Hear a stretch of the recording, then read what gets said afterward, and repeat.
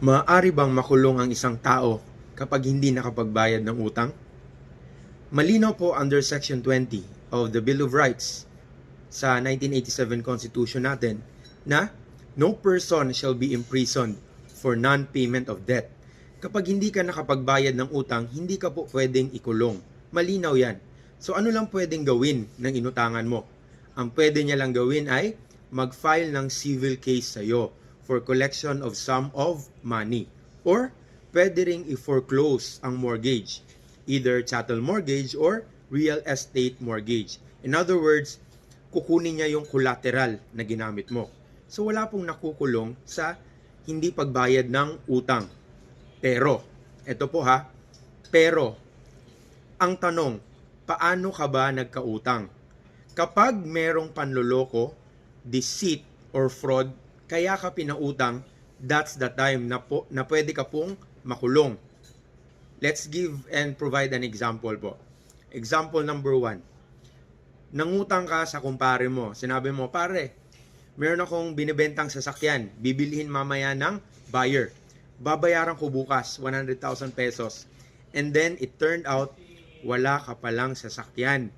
So, merong panloloko doon.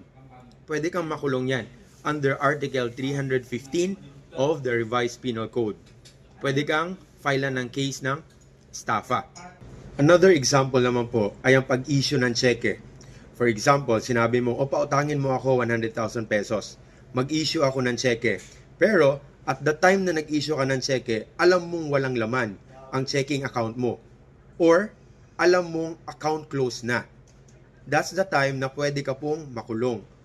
And ang case po niyan is still estafa. Marami kasing ways para makumit ang estafa with unfaithfulness or abuse of confidence, by means of false pretenses or fraudulent acts, or through fraudulent means. Another example naman po is nagpretend ka na may-ari ka ng isang company. So nagpretend ka na mapera ka. And then pinautang ka because of your false pretenses. Meron pong panloloko. Another example naman is sinabihan ka na ibenta yung iPhone niya for 50,000 pesos. Kapag nabenta mo for 5 days, within 5 days, meron kang commission. Pero nung nabenta mo, hindi mo na binalik sa kanya yung pera. Hindi po yan simpleng utang lang. Meron pong abuse of confidence or unfaithfulness.